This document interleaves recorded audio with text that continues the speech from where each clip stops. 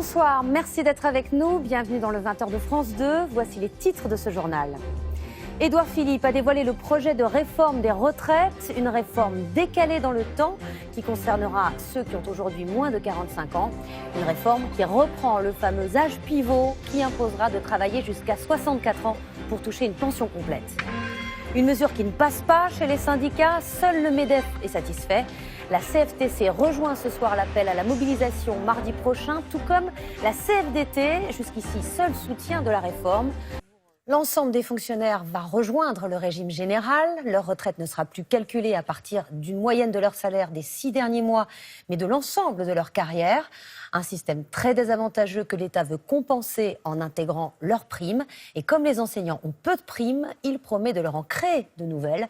Margot Subra-Gomez, Marc Félix avec notre bureau de Lyon. Le temps du système universel est venu.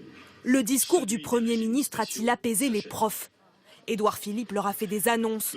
Leurs pensions de retraite ne baisseront pas, une garantie inscrite dans la loi. Pour y parvenir, leurs rémunérations seront revalorisées. Des promesses insuffisantes pour ces enseignants du primaire réunis ce matin. La prétendue revalorisation, en fait, c'est un flou artistique complet. Il n'y a aucun chiffre qui est donné sur la revalorisation. Là, il a parlé de primes, mais il a dit oui, mais les primes, ça sera que si vous acceptez le système de retraite. Donc, et alors, je ne sais pas, ce sera peut-être que pour ceux qui sont nés après 75, les primes. Les primes. Dans le projet de réforme, elles seraient intégrées au calcul de la retraite pour tous les fonctionnaires. Problème, les profs en touchent moins. Elles représentent 22% du salaire dans la fonction publique, mais seulement 9% pour les enseignants d'élémentaire, 4% du salaire pour les enseignants de maternelle. Augmenter ces primes, c'est la piste privilégiée par le ministre de l'Éducation nationale. C'est en matière de primes que les professeurs ont le plus de retard actuellement dans leur rémunération. Donc c'est forcément sur les primes que se porteront l'effort le plus important.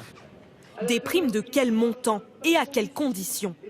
Ce syndicat majoritaire chez les enseignants redoute qu'on leur demande des contreparties. On sera appelé peut-être à travailler davantage pour gagner un petit peu plus, ce qui ne sera pas de la revalorisation. Ce sera plutôt revoir les termes du contrat de l'enseignant. Nous ne discuterons pas de contrepartie pour discuter politique salariale et donc primes pour les enseignants. Nous ne sommes pas d'accord avec ce marché qu'a posé le gouvernement.